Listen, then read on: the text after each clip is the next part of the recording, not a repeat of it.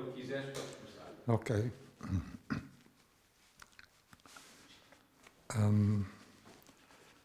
A exposição agora,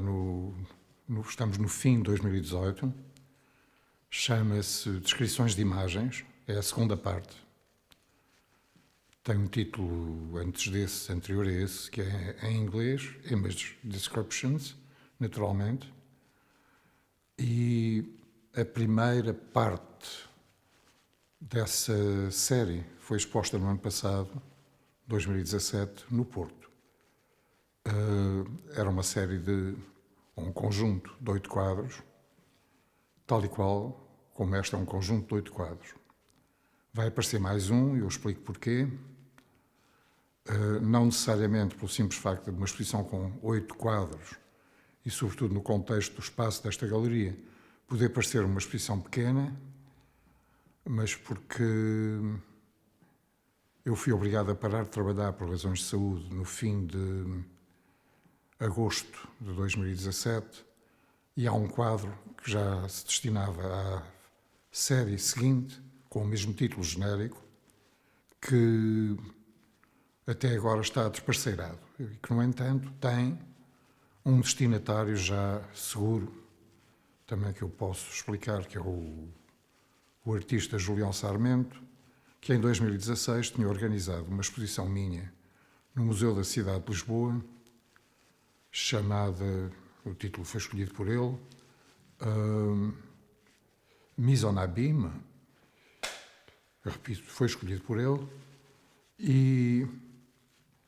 ter, nesse ano 2016, aparecido também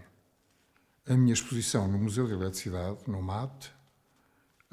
chamada Mescoteros. Essa exposição estabeleceu, por assim dizer, o padrão formal e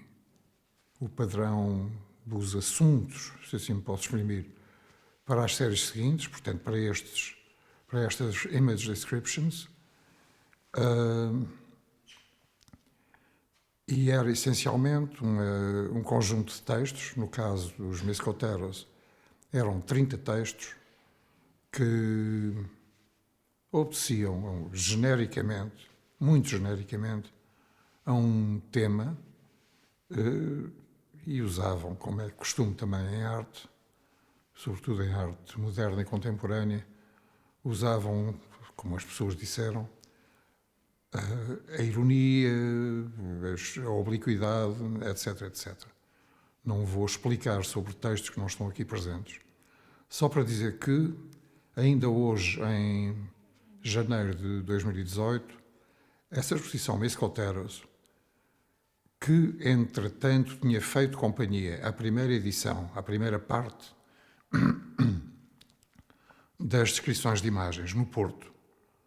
portanto, poupando assim a possibilidade da exposição ser considerada pequenina, visto que os Mescoteros tinham 30 peças, portanto, havia 30 peças de apoio, e então os novos trabalhos eram 8. Aqui são 8 apoiados apenas por um. Esse um é o tal que pertence ao Julião Sarmento, pela única razão de ele ter montado e escolhido essa exposição de 2016, Mise en Abîme, e por se ter dado ao trabalho de negociar, obviamente eu não tinha nem conhecimentos nem meios para isso, negociar com o Centro Galego de Arte Contemporânea a presença lá da minha exposição a partir de outubro do ano passado, da exposição Mise en Abîme, e, mais tarde, de ter feito com que fosse integrada nessa mesma exposição, ou nessa mesma apresentação, a exposição dos Mescoteros. Portanto, há 2 exposições, 2 em 1, neste momento, a serem vistas na Galiza, e, estando eu, de facto, impedido por uma quantidade de razões,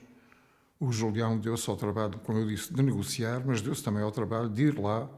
e, pessoalmente, dirigir a montagem das 2 exposições. Um trabalho que eu desconfio que mais ninguém faria, mas que ele se decidiu a fazer por mim, sem problemas, e é por isso que um quadro que se destina à coleção dele, que é uma coleção conhecida, espero que seja aceito, vai ser apresentado também aqui. Não é nenhum dos que estão ainda à vista na galeria, não entrou ainda, não chegou ainda cá. As descrições de imagens, como título, aludem a uma prática literária que correspondia a um exercício que inspirava competições poéticas ou competições de composições de prosa, tanto para aprendizes de literatos como para escritores propriamente ditos, durante o que se convenciona agora chamar Antiguidade Clássica. Pressupunha-se então que, por hipótese, um baixo relevo ou uma pintura eram identificados, eram imaginados em todos os seus pormenores, em todos os seus detalhes, em todas as suas características compositivas, e eram então descritos em prosa ou em prosa poética, de forma absolutamente exaustiva, de forma totalmente descritiva, de maneira a não deixar de fora parte nenhuma do assunto, e de forma também a que o exercício de prosa fosse poeticamente, fosse literariamente aceitável ou mesmo de alta qualidade. Esse tipo de competição, esse tipo de exercício desapareceu das práticas literárias já, digamos, há praticamente 2000 anos, mas sobreviveram alguns exemplos, o suficiente para se produzirem ainda 1 ou 2 livros que serão chamados precisamente Descrições de Imagens, no latim ou no grego originais. É apenas uma alusão, visto que os quadros, nos seus textos que são simplificados, são um conjunto de frases que está sempre perto das 20 e poucas, abaixo das 25 e quase sempre acima das 20, frases que são, como eu disse há bocado, um bocado tortas, oblíquas, usam por vezes trocadilhos e citações de frases feitas e de banalidades e de pensamentos,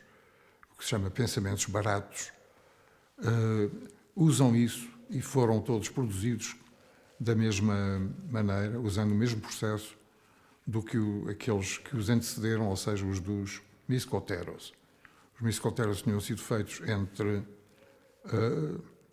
2015 e 2016 e ainda em 2016 comecei a primeira série das descrições de imagens, que continuaram em 2017. Todos os desta exposição são de 2017, incluindo o tal extra, que pertence a um terceiro conjunto, que seria também de 8 peças, e que eu tencionava ter acabado por volta de finais do ano, de 2017. As descrições são, obviamente, não descrições, ou, no caso de serem descrições, são alusões bastante vagas, bastante oblíquas, como eu disse, e, em geral, problemáticas. Elas podem referir imagens, de facto, ou referir-se a imagens, por exemplo, apresentando parcelas ou farrapos de um diálogo entre personagens imaginárias, que nós não vemos, que estão a falar sobre uma imagem, ou que estão a discutir um acontecimento que pode ser descrito por imagens. Ou aludir mesmo ao estilo das descrições de imagens dos antigos e começar por dizer, vemos aqui, mas rapidamente esse tipo de assunto, esse tipo de referência direta é perdido para ser substituído por desvios, por divagações, por burrices, por frases mais ou menos misteriosas ou sem explicação, ou por piadas que podem aparecer como à partes ditos por outro, ou ditos pela própria pessoa que está a falar, etc. Portanto, as probabilidades, as possibilidades de leitura tendem a ser, acho eu, muitas e múltiplas, e por vezes podem levar a complicação, sem que, no entanto, se abandone a possibilidade de, graças, por um lado, à pequena quantidade, à baixa quantidade e à fraca qualidade dos textos, ser muito fácil lê-los, ser muito fácil lê-los de passagem. Existe, entre parênteses direi, um certo problema com a escala, visto que, por exemplo, no espaço desta galeria, Miguel Nabinho, onde me apresento pela primeira vez, não se pode olhar de parede a parede para os quadros na parede do outro lado. Eles já precisam um bocadinho mais de aproximação. Portanto, esse espaço, à partida, não foi tomado em conta. Que é como quem diz também que eles servem, de alguma maneira, um propósito que eu queria desde o princípio, que era exigir um pouco uma certa participação, não direi, mas alguma colaboração pelo espectador. O espectador, para ler, tem de ir ver, tem de se aproximar. Não são coisas absolutamente limpas, no sentido de não exigirem nada e de se imporem diretamente. Essa aproximação, no entanto, não tem de ser nem íntima, nem muito próxima, nem microscópica. No meio da sala, eles passam a ser legíveis. A elegibilidade será uma de outra ordem, da ordem da composição verbal, da composição textual, ou do sentido ou não sentido que as frases ou a sequência das frases possa fazer. Sendo embora apenas, ou já, fortes na numeração, o 39º ao 47º, 48º quadros destes com frases que eu tenho vindo a fazer desde há 3 anos ou 4, algumas pessoas notaram que desde as formas abstratas, mais ou menos arbitrárias, que os precediam e que agora serviam apenas de fundo, desde essas formas abstratas, desde as abstrações de vária ordem anteriores a essas séries que eu tinha feito durante os anos 90, 80, etc., eu tinha-me afastado, por um lado, bastante do que tinha feito nos anos 60 e 70, na medida em que tinha abandonado completamente qualquer referência à figuração.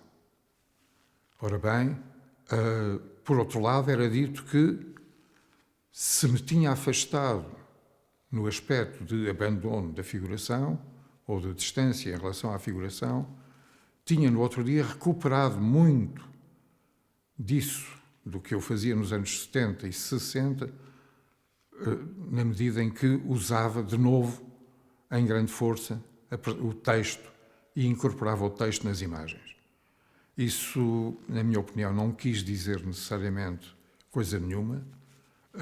mas são factos, e daí eu citá-los, só para vir dizer que nesta terceira aparição dos meus quadros só com textos, achei que podia ter graça, ou de repente, enfim, apeteceu-me, em alguns deles, introduzir alguma figuração. E quem cá vier ver, pode ver que alguns deles têm bonecos, alguns deles apresentados até como, alguns desses bonecos, apresentados como quem está a falar ou como quem está a conversar, a dizer as frases que constam de cada um dos quadros, ou de cada um dos quadros dos que têm bonecos, visto que nem todos os têm. Isso não é necessariamente uma evolução, é apenas uma variação, não direi que seja uma decoração, e na realidade é uma introdução a um aspecto que pode ser novo ou não necessariamente, visto que se alguém dirá, ou se alguém disser, que as personagens representadas, coisa que eu não digo sequer que são personagens, ou que são representadas, ou que são elas que falam as vozes que estão escritas. Eu digo, ou pergunto, quem é que diz isso? Ninguém garante isso. Portanto, na minha opinião, eu estaria a aplicar, a sobrepor a introdução de mais um elemento complicativo e não necessariamente uma explicação, entre aspas, dada àquelas frases. Quanto às formas que são subjacentes a estes dizeres e até à pouca figuração que aparece em alguns destes quadros, essas formas são parentes, são aparentadas, e o processo a que eu chego, ou o processo pelo qual eu chego a elas, é aparentado também ao processo de uma fase ou duas fases anteriores, e essencialmente é um processo de tentativa e erro, como é que costumo dizer nas escolas, ou seja, tentativa e erro e nova tentativa, até a coisa ser considerada satisfatória, mas, repito, é um método improvisado em que não há uma grande fuga, uma espécie de decalagem constante sobre o próprio retângulo, que é que fecha o quadro e que dita os limites da pintura. Portanto, são comentários, são elaborações, são arrendelhados, se quisermos, sobre a forma do quadro, mas muitos deles estão cheios de uma quantidade de formas que são alusivas, que são mais ou menos cómicas, que são mais ou menos grotescas, no sentido também do cómico, que são mais ou menos caricaturais, que são quase sempre referíveis a excrescências ou formas orgânicas ou formas de degradação de tecidos ou de degradação de objetos ou de degradação de texturas. São construídos por improviso, como eu disse, submetem-se a regras relativamente simples, portanto, são curvilíneos e simétricos, ou curvilíneos de um lado, retilíneos do outro e, portanto, assimétricos, são pseudogeométricos, em princípio triangulares ou retangulares, descendem, em última análise, de uma série que se chamava bicos, sobretudo e precisamente porque essas formas eram formas em bico de pato, em bico de várias coisas, e assim foram vistas, pelo menos por um crítico de arte, que se lembrou da alusão aí presente, uma maneira de comentar a pintura abstrata nos anos 50, em que alguém se tinha referido, ou tinha usado a frase, não gosto nada da pintura aos bicos. A alusão era essa. Mas pronto, estas formas descendem desses quadros da série Bicos, que não foram necessariamente os primeiros no género a ter aparecido. Posso lembrar um pouco, eles apareceram já no princípio do século, os antepassados destes quadros, quando eu decidi fazer muito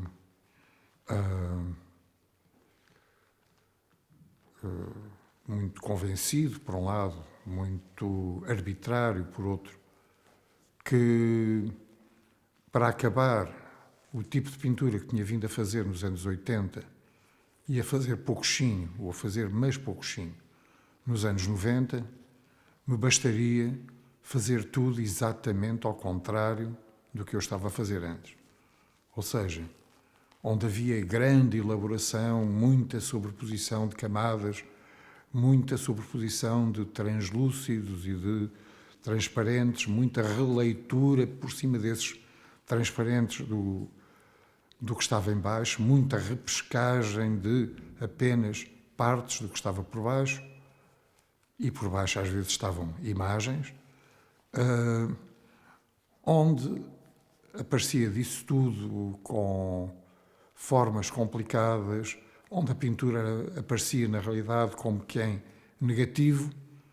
Era simples então fazer tudo com pintura, embora complicada, mas pintura lisa, ou pintura de liso, com formas simplificadas, os tais bicos curvilíneos ou os tais bicos geométricos, portanto, instituir um sistema em que tudo era apenas o inverso daquilo que eu tinha vindo a fazer antes. A razão era muito simples, era arbitrária, era a hipótese seguinte: se toda a gente diz mal do que eu faço, então se calhar, se eu fizer exatamente o contrário, toda a gente passa a dizer bem. Infelizmente não foi isso que aconteceu, mas algumas das formas que apareceram logo no princípio dos anos 2000 e por volta de 2003, talvez, sobretudo as que faziam parte de uma série que chamei A Cara de um Gajo, têm ainda a ver com estas. Como eu disse, A Cara de um Gajo tinha essencialmente a ver com os recortes que podemos fazer ou complicar um retângulo, mas tinham também a ver, vistas de outra maneira, com os recortes que antigamente eram feitos nos fotógrafos profissionais quando nos mandavam para casa as cópias dos nossos retratos feitos no fotógrafo. Eu lembro que essas primeiras séries dos anos 2000 foram chamadas tatuagens, porque essencialmente a linguagem simplificada, os lisos, as formas orgânicas, a mistura de formas orgânicas com formas geométricas, aludiam a linguagens, sobretudo muito queridas, dos repertórios sadomasoquistas, etc., que aparecem frequentemente na pele das pessoas tatuadas. E apareciam também nessa altura e desde há muito tempo. Crescendo muito, inchando bastante e indo até próximo dos limites do quadro, essas formas evoluíram para fazer os tais recortes, as tais caras de um gajo, que por sua vez inspiraram a série Bicos, e a série Bicos, como eu disse, por sua vez inspirou estas formas que estão subjacentes às minhas frases destas últimas séries. Como eu disse, apesar de tudo, elas são improvisadas e, depois de fixadas, têm também 3 ou 4 regras entre aspas. Uma delas é que, em princípio, são poucas, ou eram poucas, as cores ou as tonalidades a usar nos quadros e que a maior parte dos quadros tivesse apenas 2 cores. A da forma interior, a forma aos bicos, e a da forma exterior, a moldura. Algumas, obviamente, complicaram-se um tanto ou quanto, para vários tons ou várias cores, e, desde que apareceu, em algumas das peças, a figuração, obviamente isso incluiu a necessidade de fazer aparecer mais umas quantas cores para distinguir essa figuração dos respectivos fundos. É possível dizer, sim senhora, que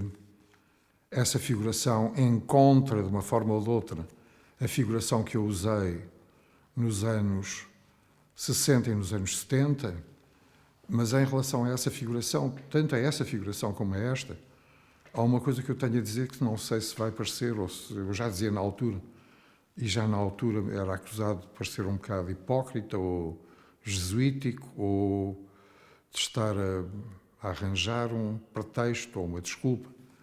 O que eu dizia era que, na realidade, eu não sou um pintor, nem fui nunca, digo agora, um pintor figurativo, mas que era um pintor ou um artista que usava a figuração. Acontecendo, no entanto, que a figuração que eu uso é alusiva a vários campos ou várias fontes que me podem fornecer ideias figurativas, mas sou eu que a produzo, sou eu que a invento. Essa invenção da minha própria figuração faz, evidentemente, com que, de acordo com muitas fórmulas, eu fosse considerado figurativo. De tal maneira que, enfim, muitos dos piores equívocos sobre o meu trabalho vêm logo daí. Eu estou habituado a ver amigos meus escrever sobre mim que eu sou ou que eu era, um pintor político, ou um pintor dedicado a temas sociais, ou um pintor satírico aspectos da nossa sociedade e tal, quando na realidade os meus alvos não eram senão alvos internos, completamente internos, ao mundo das artes, aos problemas artísticos, aos problemas estéticos, a problemas intelectuais, etc. Ou seja, usava um repertório cómico, um repertório das anedotas, um repertório satírico, se quisermos, um repertório baixo, um repertório de baixíssima cultura, para discutir ou para pensar sobre, achava eu, se calhar pretenciosamente, assuntos específicos às artes, assuntos estéticos mais ou menos importantes. Tudo isso me faz parecer que estou a querer colocar-me, enfim, num nível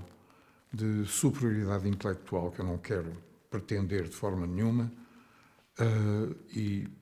por agora direi que muitas das coisas que eu dizia ou que queria dizer com a figuração, que as torno agora a dizer com as tais frases patetas ou imbecis ou com as citações de banalidades às quais recorro tantas vezes. Esqueci-me de dizer há bocado, na primeira parte deste discurso, que é um bocadinho desconchavado, esqueci-me de dizer há bocado que muitas das frases, ou quase todas as frases, são formadas também recorrendo a métodos de acaso, ou seja, elas são colagem. Portanto, quando eu falo nas banalidades, nas frases feitas, às vezes há fragmentos dessas banalidades e frases feitas que permanecem nas frases, como às vezes há fragmentos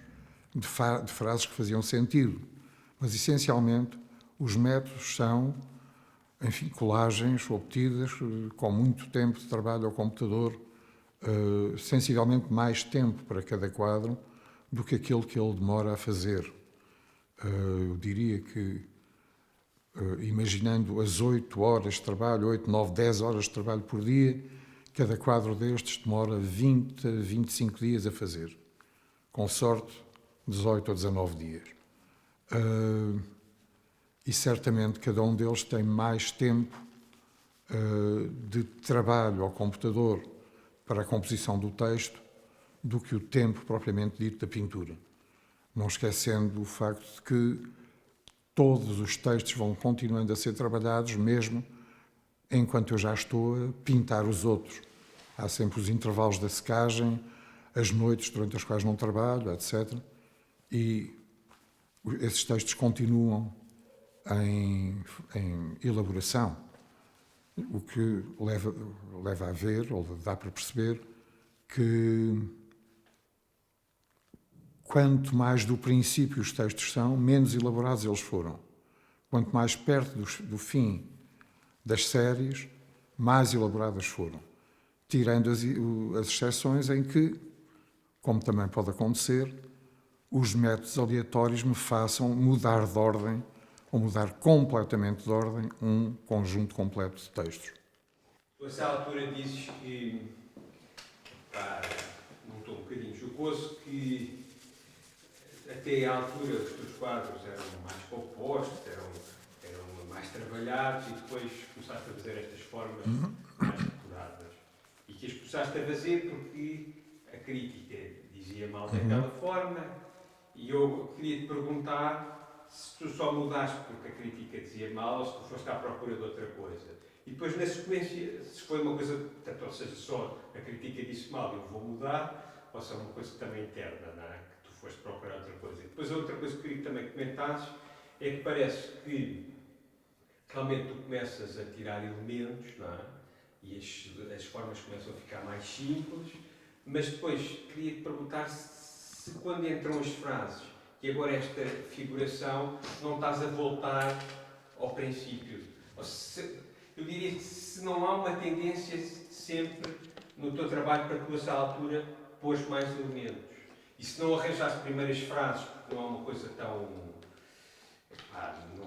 tão visual e imediata, para voltar porque tu sentiste que faltava qualquer coisa. Eu queria que me falasses sobre estas duas coisas. Uma é se quando tu depuraste o teu trabalho... Se eu me esquecer da segunda parte, Está bem. fazes uma pergunta outra vez.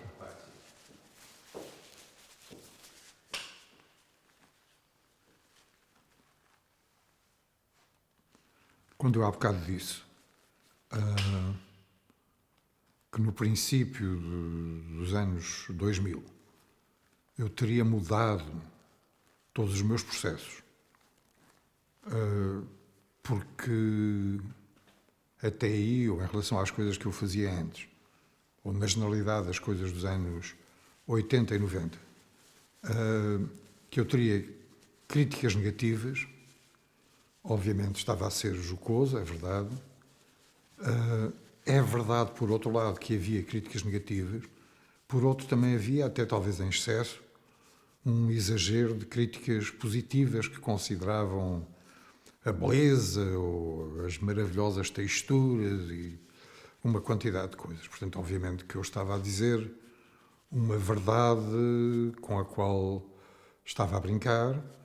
estava a dizer uma verdade que era uma mentira e estava, de facto, a dizer que, como toda a gente e como todos os artistas em muitos momentos de carreira ou em alguns momentos de carreira, estava a sentir necessidade de mudar e aí o que eu posso dizer é que quando descrevo uma mudança radical, ou seja, o ter deixado de fazer preto para fazer branco, ter deixado de fazer coisas aos bicos para fazer coisas redondas, ter deixado de fazer coisas às pintas para fazer coisas às riscas.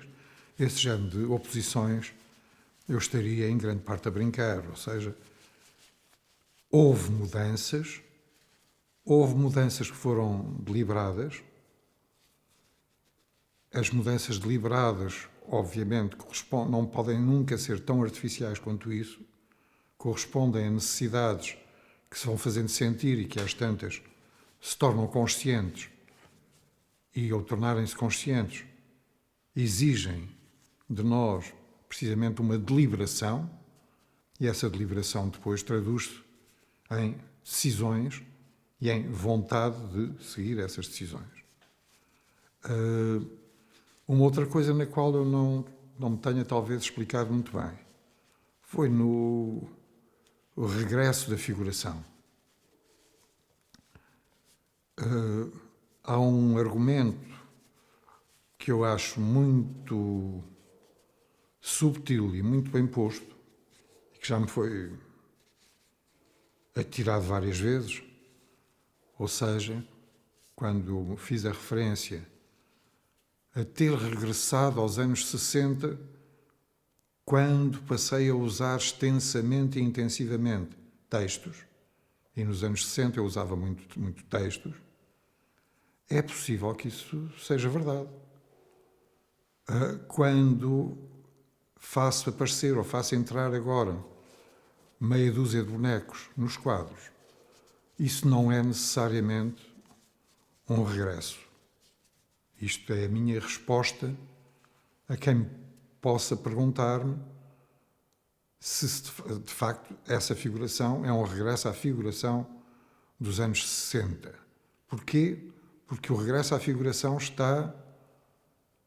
no regresso aos textos e não no regresso à figuração. Mas, se quisermos ser mais abrangentes, como se costuma dizer, também podemos pensar que, muitas vezes, de formas diferentes, de formas disfarçadas de propósito, de formas explícitas ou de formas subtilmente desviadas, o trabalho dos artistas é feito de uma quantidade de regressos, de uma quantidade de reabsorções, de uma quantidade de chamadas de novo à presença de coisas que julgávamos já ter ultrapassado, julgávamos ter esquecido, para usar uma das piores imagens a que eu posso recorrer. Há certos cozinhados, pelo menos um ou dois até no folclore português, nos quais a panela pode ficar sempre ao lume e nunca temos a certeza de, quando a concha vai lá abaixo, se traz um conjunto de ingredientes que são todos da semana anterior ou da véspera, ou se não trará por sinal alguma coisa que é de há 2 anos, porque isso é perfeitamente possível acontecer. Aqui eu estou a citar, se não me engano, Anatole France, quando fala precisamente numa feijoada que está sempre ao lume. Eu, em tempos, usei esta imagem para fazer uma equiparação às coisas que se dizem habitualmente sobre a cultura, aquilo que se chama cultura. E estou, neste momento, a fazer essa equiparação às coisas que acontecem dentro da obra de cada artista. Quanto a esses regressos, a essas reabsorções, a essas repescagens, eu suponho que elas não são, nem têm que ser, no meu caso, disfarçadas. Elas serão relativamente óbvias. Não acredito que isto anteceda uma fase nova, figurativa, uma fase neo-anos 60 dos meus, em primeiro lugar, porque já tenho muito pouco tempo para isso. Em segundo lugar, porque me apetece pouco. E em terceiro lugar, porque acho que ainda, se tiver coisas para fazer, tenho outras coisas para fazer.